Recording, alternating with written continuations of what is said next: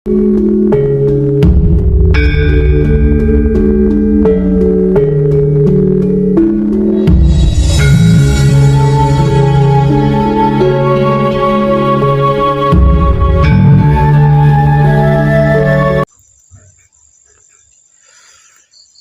kita malam ini tentang ruh.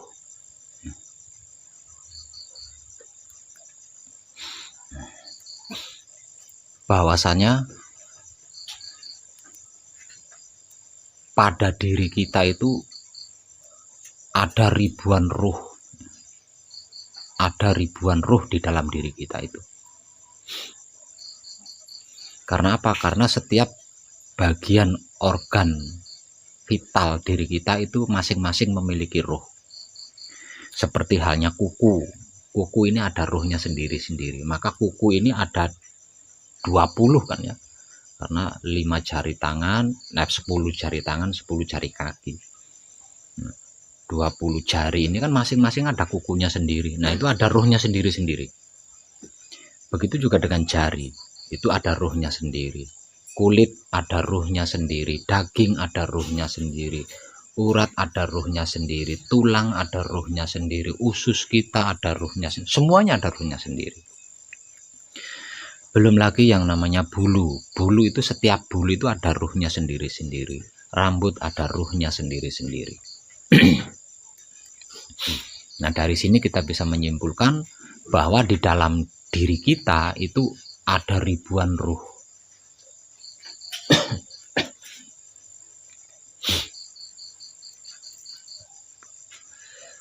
Namun ribuan ruh itu tadi tidak perlu diitu ini. Cukup dicintai, cukup dikasihi, cukup disayangi dengan kesadaran hidup kita. Tidak perlu yang lain. Namun di antara ribuan ruh yang terdapat di dalam diri kita, itu ada 5 ruh yang paling utama. Ada 5 ruh yang paling utama, yaitu sedulur papat kalimo pancer atau sedulur papat dengan hidup. Itu yang paling utama. Mereka berlimalah yang memimpin. Jadi kalau tubuh kita itu diibaratkan kerajaan, kalau tubuh kita ini diibaratkan kerajaan, maka Tuhan itu sebagai raja.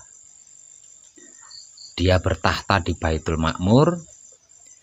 Otak atau pikiran kita ketika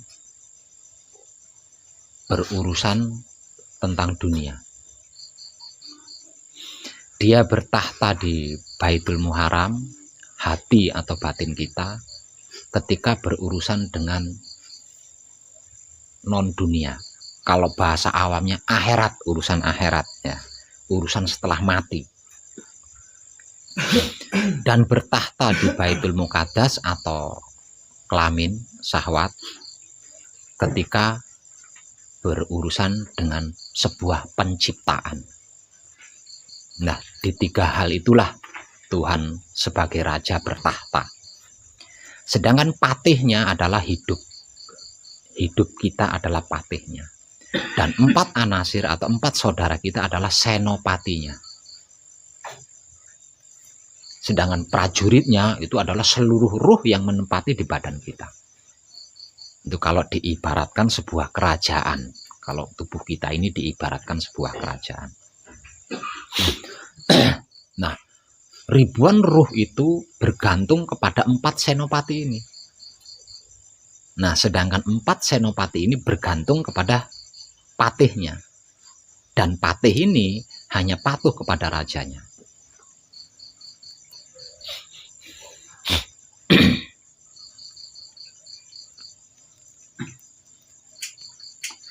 4 senopati dengan 1 patih ini masing-masing mempunyai keinginan sendiri-sendiri. Mempunyai kehendak sendiri-sendiri. Mempunyai kemauan sendiri-sendiri. Namun yang 4 tidak bisa berbuat apa-apa. Hanya sebatas punya keinginan, punya kemauan. Selain dari keinginan dan kemauan, 4 senopati ini tidak bisa berbuat apa-apa. Yang bisa berbuat apa-apa plus punya keinginan adalah patihnya, yaitu hidup kita.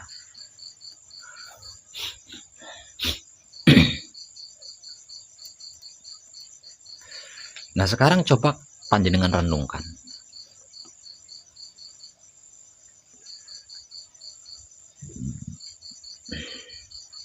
Tubuh kita atau raga kita yang satu ini diinginkan oleh 5 ruh. Maka 5 ruh ini keinginannya berbeda-beda. Apa yang akan terjadi?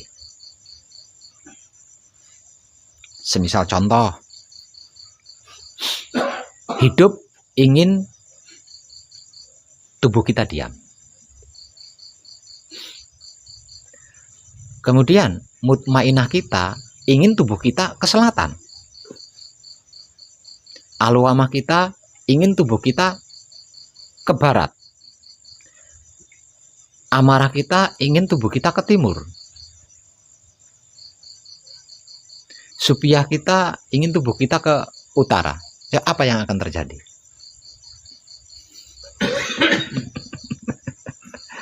Itulah pentingnya dan perlunya mengenal wahyu pancagaib dan sifat sikapnya wahyu pancagaib itu sendiri, yang tak lain dan tak bukan adalah 5 ruh sang penggerak raga kita ini tadi. Jadi selama seseorang itu belum mengenal sedulur papat kalimo pancernya, maka ya selama itu dia akan terombang-ambing, akan bermasalah dan lain sebagainya. Karena satu tubuh dikehendai oleh 5 ruh. Dan kehendaknya berbeda-beda. Tidak sama. Sesungguhnya ribuan ruh di dalam diri kita itu sebenarnya saling berkomunikasi, saling mencintai, saling mengasihi, saling menyayangi, saling bercengkrama, saling bekerja sama. Tidak ada satupun yang berselisih paham, tidak ada satupun yang berebut hak. Karena apa? Karena masing-masing ruh punya hak sendiri-sendiri.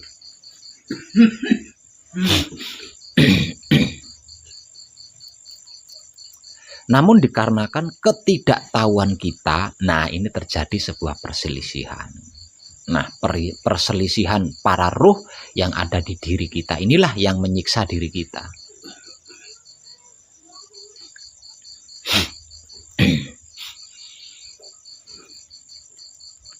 Wahyu pancagaib atau sedulur papat kalimo pancer, sang penggerak tubuh kita, masing-masing ini memiliki sifat dan sikap bawaan asli dari sananya.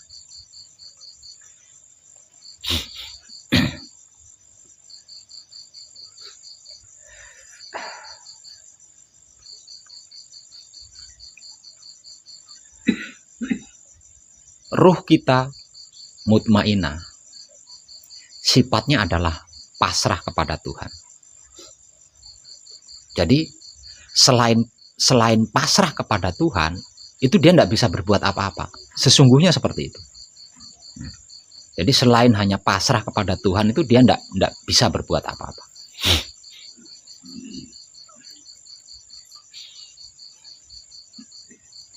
Kemudian ruh kita alwama itu sifatnya menerima keputusan Tuhan. Selain menerima keputusan Tuhan, dia tidak tahu. Tentang apapun dia tidak tahu. Dia hanya tahu menerima apapun keputusan Tuhan.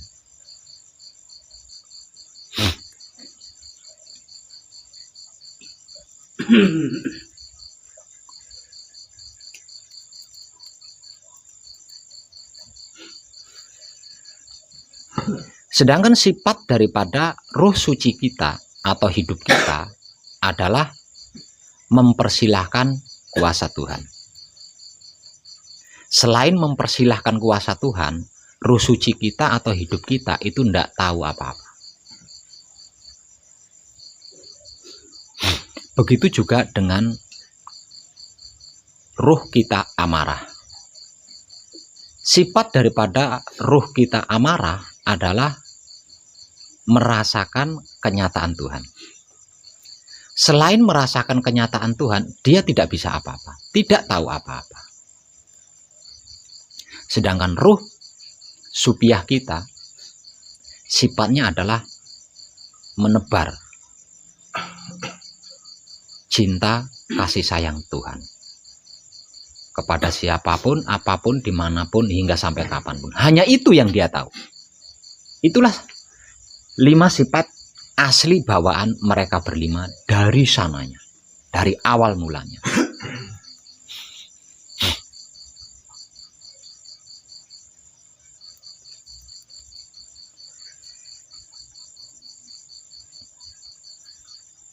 Namun dikarenakan warisan-warisan yang kita asumsi seumur hidup, mereka berlima menjadi lupa dengan sifat aslinya. Mereka berlima menjadi lupa dengan sifat aslinya. Itu dikarenakan warisan-warisan yang seumur hidup kita konsumsi. Entah itu dari keluarga, dari orang tua, dari tetangga, dari masyarakat, dari guru, dan dari mana saja. Itu yang menjadikan mereka berlima lupa dengan sifat aslinya mereka berlima.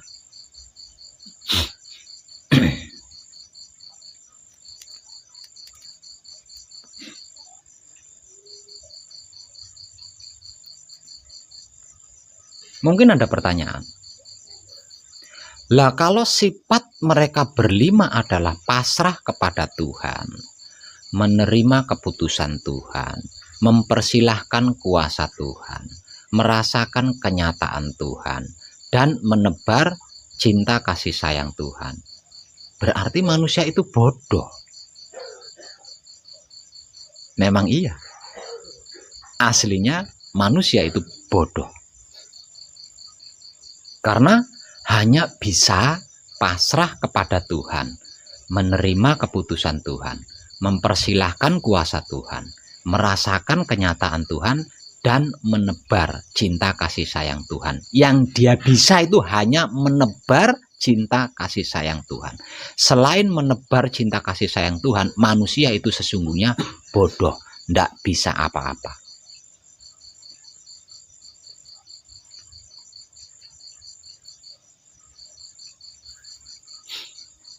Nah, kalau seperti itu,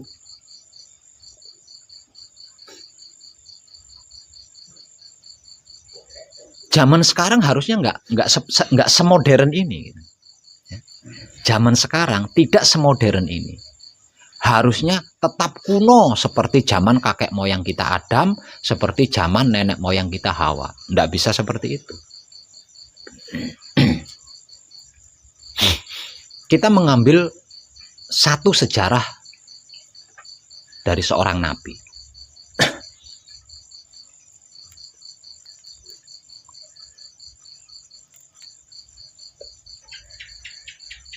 Ketika itu dunia sedang terjadi bencana.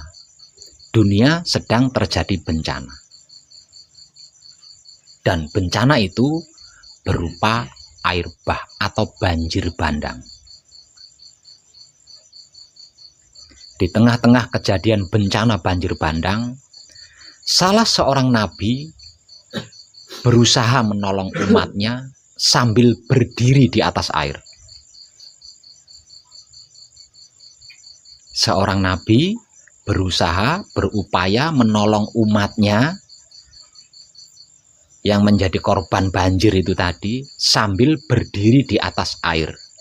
Kemudian umat itu bertanya kepada Nabi, "Wahai Nabi, ilmu apa yang engkau gunakan?" Dan Nabi berkata, "Aku tidak menggunakan ilmu apapun." Lalu yang menjadikan engkau bisa berdiri di atas air, tidak tenggelam, itu apa? Nabi menjawab, "Andai engkau memiliki iman sebesar biji sawi, Lalu engkau berkata kepada sebuah gunung, wahai gunung, pindah di depan rumahku. Maka seketika itu gunung itu pindah di depan rumahmu.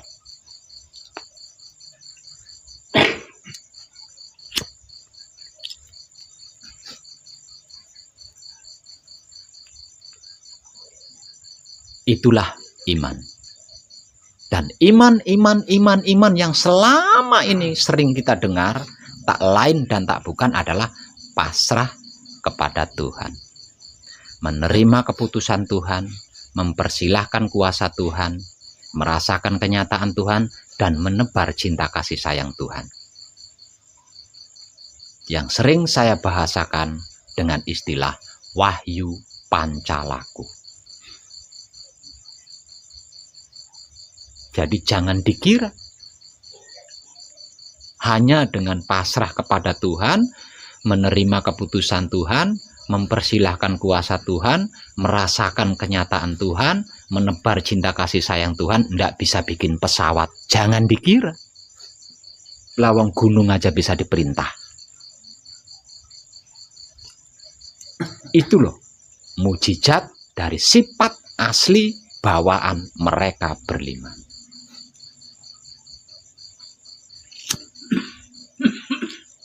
Dari sini kita bisa mengambil kesimpulan. Dari sini kita bisa mengambil kesimpulan bahwasanya andai saja setiap manusia hidup beriman, artinya sedulur papat kalimo pancernya kenal dengan sifat aslinya, tahu dengan sifat aslinya, untuk bisa membaca itu tidak perlu sekolah. Untuk bisa makan tidak perlu banting tulang.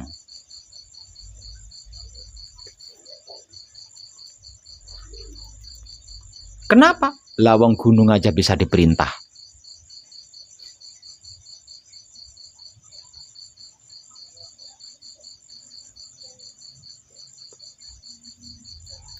Nah, selama ini kita tidak tepat memaknai iman. Selama ini kita memaknai iman itu yakin atau percaya. Selama ini kita mengartikan, memaknai iman kan yakin, percaya, ya enggak?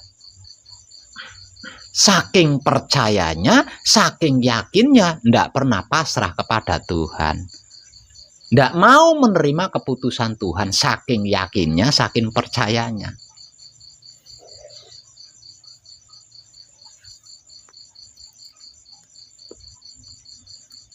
Saking percayanya, saking yakinnya, selama itu Tuhannya ditaruh di dompet, disimpan di lemari. Nggak pernah dipersilahkan.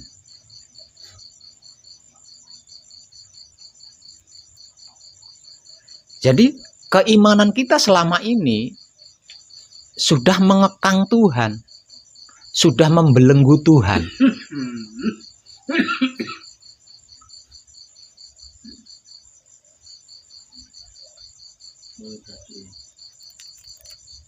Bahkan lebih konyolnya lagi,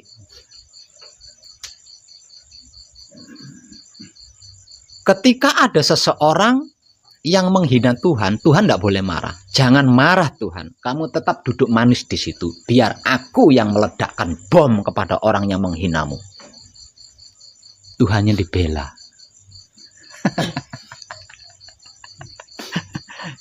Karena Tuhannya nggak bisa apa-apa, makanya perlu dibela. Tuhannya goblok, nggak bisa ngapa-ngapain, makanya harus dibela. Kalau nggak dibela kasihan, dia stroke.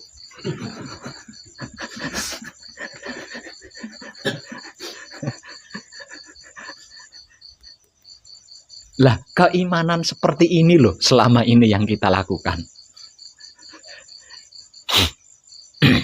Kita yakin, kita percaya kalau Tuhan itu maha kuasa, maha kuat, maha wah. Tapi selama itu kita tidak pernah memberikan kesempatan kepada Tuhan untuk menunjukkan kehebatannya. Selama ini kita selalu meletakkan Tuhan di dalam lemari. Apapun itu, diselesaikan sendiri. Tuhan, diam aja kamu di situ.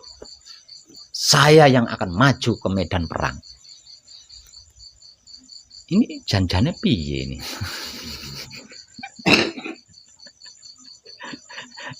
Lalu Tuhan diperlakukan seperti itu. Soalnya Tuhannya Tuhan setruk, nggak bisa apa-apa. Makanya kalau ada yang menghina perlu dibela. Kalau ada yang merongrong perlu dilindungi. Lawang Tuhannya setruk.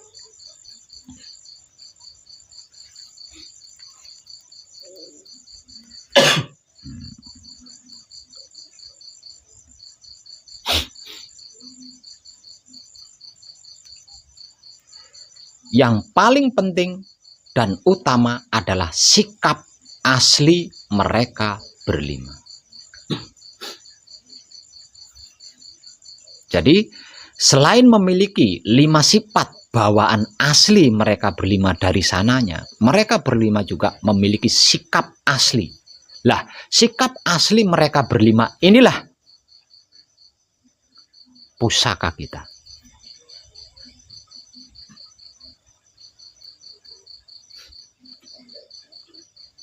Yang harus kita praktekkan ketika kita melakukan patrap samadhi. Apakah sikap mereka berlima?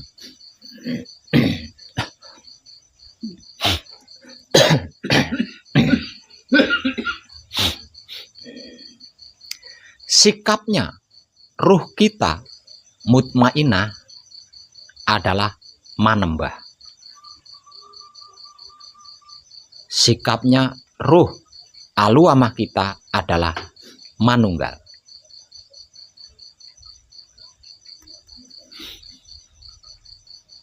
Sikapnya ruh suci kita atau hidup kita adalah lebur. Sikapnya ruh amarah kita adalah sempurna. Sedangkan sikapnya ruh supia kita adalah maha sempurna.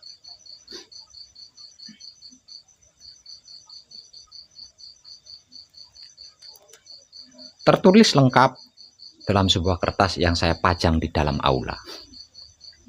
Jika harus diperlengkap, sikapnya adalah manembahing kawula Gusti. Manunggaling kawula Gusti, leburing kawula Gusti, sampurnaning kawula Gusti dan sampurnaning patilan urip. Itu adalah sikap asli mereka berlima, bawaan dari sananya. Nah, sikap ini yang perlu kita terapkan ketika kita melakukan patrap samadhi.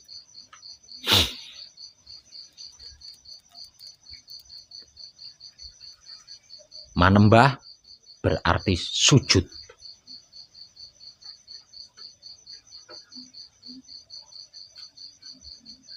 Ruh kita mutmainah di dalam wahyu pancagaib adalah kunci. Artinya, ketika kita melakukan patrap kunci dan membaca bacaan kunci, jiwa kita harus berkesadaran sujud. Harus berkesadaran sujud.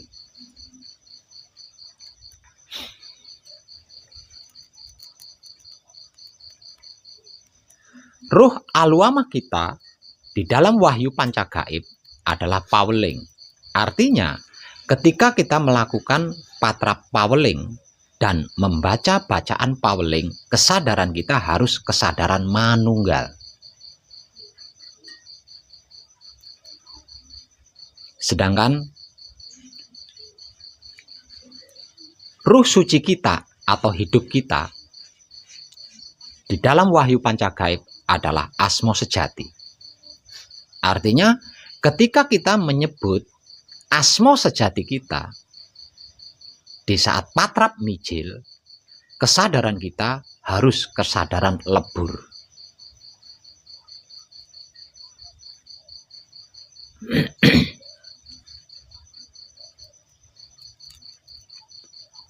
baru bisa mencapai yang disebut kesempurnaan.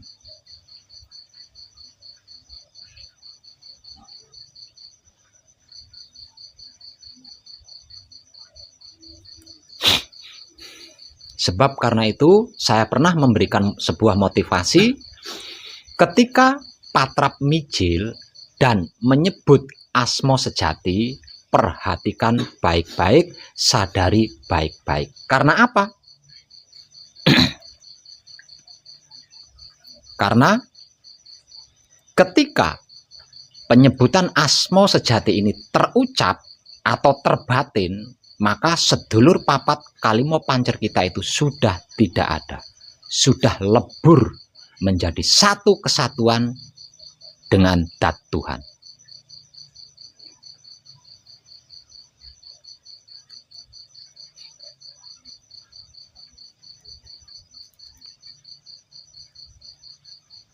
Artinya, setelah penyebutan asmo, sabda mijil itu bukan kita. Yang melakukan sabda mijil itu sesungguhnya sudah bukan kita, melainkan sang penguasanya kita. Sebab karena itu sesungguhnya mijil itu mahanani. Ya, mijil itu mahanani. Kalau mijil ini belum mahanani, berarti kesadaran kita masih belum lebur. Kesadaran kita tentang sedulur papat kalimo pancer ini masih belum lebur.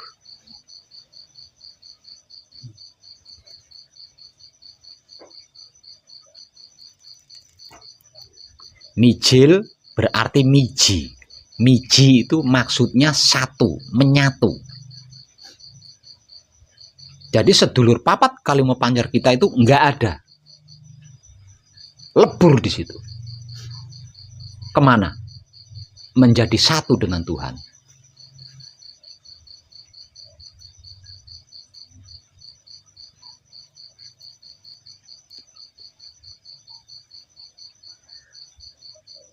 Lah, untuk bisa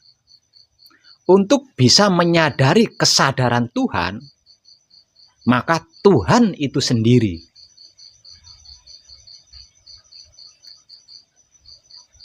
yang harus disabdakan.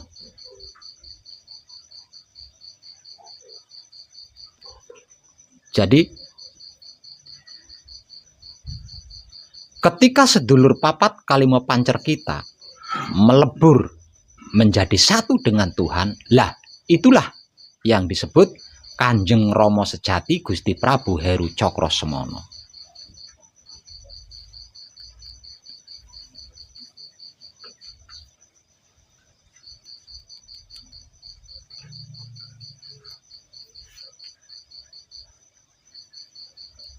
Sebab karena itu, sifat di dalam mijil adalah merasakan kenyataan Tuhan. Dikarenakan sesungguhnya sudah tidak ada bedanya antara wujud kita, jiwa kita, hidup kita, alam semesta seisinya.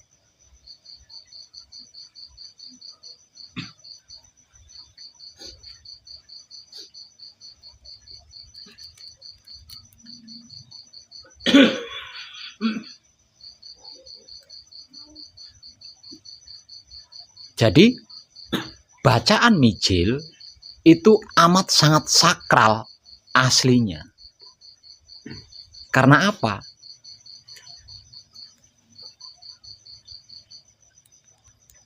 Karena jika kesadaran kita belum kontinu, jika kesadaran kita belum universal, di dalam mijil ini tidak jelas. Di dalam mijil ini tidak jelas. Kalau kesadarannya belum kontinu, kalau kesadarannya belum universal. Kenapa dikatakan tidak jelas? Siapa yang patrap mijil? Siapa yang bersabda mijil? Kalau mijil sowan yang digunakan, yang sowan siapa, yang disowani siapa. Lawang sudah tidak ada bedanya. Kalau yang digunakan mijil sampurno, yang disempurnakan siapa, yang menyempurnakan siapa. Kalau yang digunakan mijil toto lenggah, yang ditoto siapa, yang menoto siapa. Tidak jelas. Jika kesadarannya belum kontinu, jika kesadarannya belum universal. Dikarenakan apapun itu sudah tidak ada bedanya ketika berada di dalam dimensi mijil. Karena arti maksud daripada mijil adalah miji, menyatu. Menyatu dengan apa? Apapun itu. Menjadi satu kesatuan yang tidak bisa dibedakan. Bagaimana mau membedakan? Lawang satu. Nah kalau 2, 3 bisa dibedakan. Ini satu. Sebab itu, disadari atau tidak disadari, sebelum kesadaran kita kontinu dan universal, pasti panjenengan ngambang ketika ada di dimensi mijil. Itu bisa dipastikan. Karena dimensi mijil hanya bisa ditempati oleh kesadaran murni atau kesadaran Tuhan atau kesadaran tertinggi yang tak lain dan tak bukan adalah kesadaran kontinu atau kesadaran universal.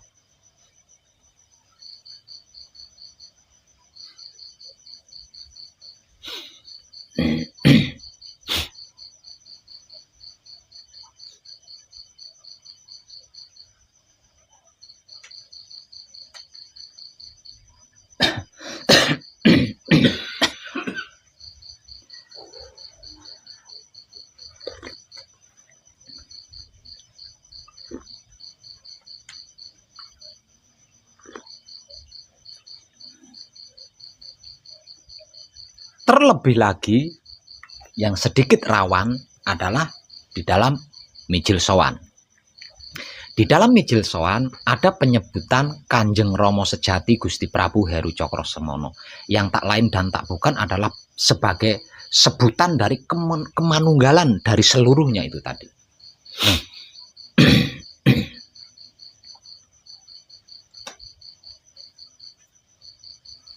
Nah ini sesungguhnya makhluk tidak akan mampu di sini.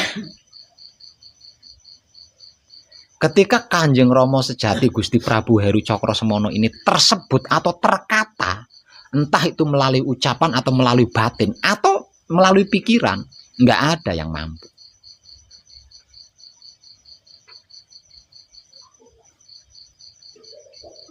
Namun dikarenakan Tuhan adalah maha cinta kasih sayang, manusia diberi pengampunan tentang itu. Dan pengampunan tentang ini diberikan secara berulang-ulang. Tiada henti. Gagal diberi pengampunan lagi. Gagal diberi pengampunan lagi. Sampai manusia itu benar-benar bisa kontinu dan universal kesadarannya. Dan ketika kesadarannya sudah kontinu dan universal, sesungguhnya suci itu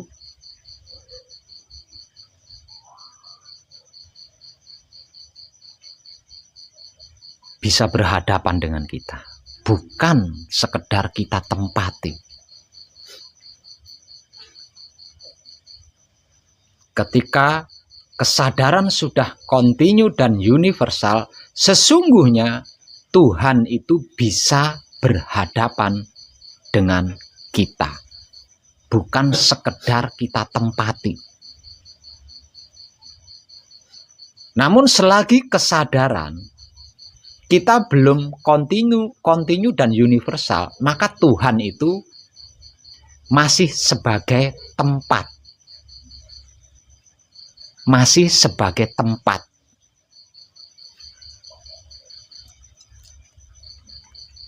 Jadi hanya bisa kita tempati. Artinya tidak bisa kita ajak berkomunikasi, kita ajak bercengkrama dan lain sebagainya, tidak bisa. Lawang tempat. Maka 5 ruh kita sesungguhnya itu bisa bercengkrama dengan Tuhan. Buktinya apa? Bahwa ruh kita bisa bercengkrama dengan Tuhan. Saya mengambil sampel ulang tentang informasi dari saya terkait awal mula penciptaan makhluk paling sempurna, yaitu kakek moyang kita Adam. Ketika tubuh atau raga kakek moyang kita Adam selesai dicipta,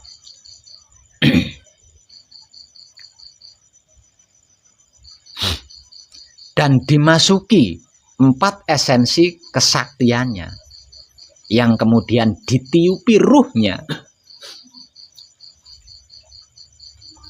Tuhan itu memanggil atau mengumpulkan seluruh ruh, yang kemudian seluruh ruh itu diperintah untuk tunduk, hormat, dan memberi salam kepada kakek moyang kita Adam. Nah, dari bahasa atau dari kata-kata, seluruh ruh aku panggil, kemudian aku perintah untuk tunduk dan memberi salam kepada Adam. Berarti ruh ini kan bisa berkomunikasi.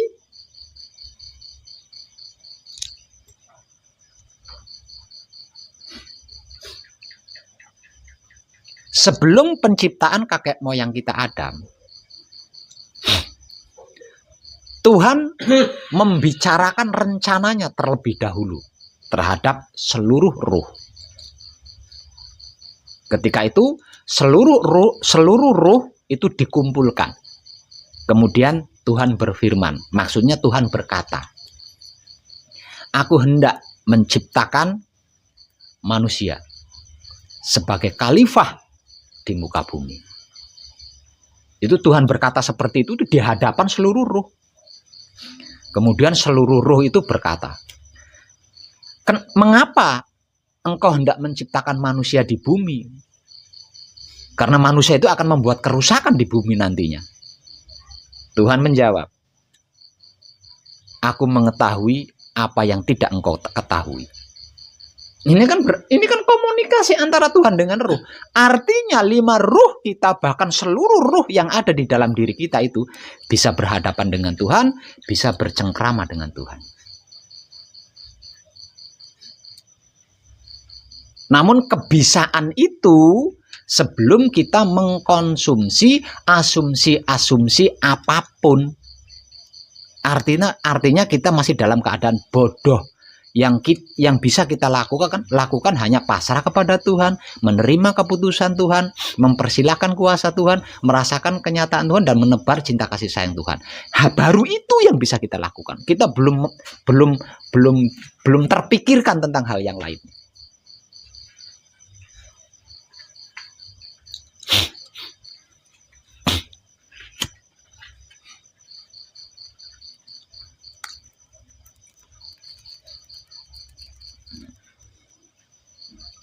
Ini real loh. Ini nyata.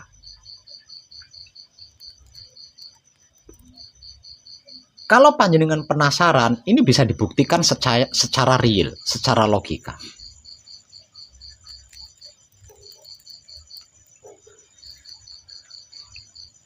Caranya membuktikan bagaimana?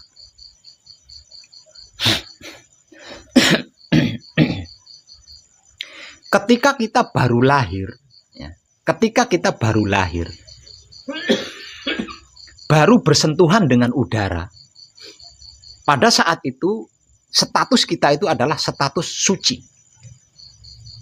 Artinya masih bodoh, masih asli, hanya bisa pasrah kepada Tuhan, menerima keputusan Tuhan, mempersilahkan kuasa Tuhan, merasakan kenyataan Tuhan, menebar cinta kasih sayang Tuhan. Selain 5 hal ini, kita belum bisa apa-apa. Artinya kita masih benar-benar bodoh, masih benar-benar suci.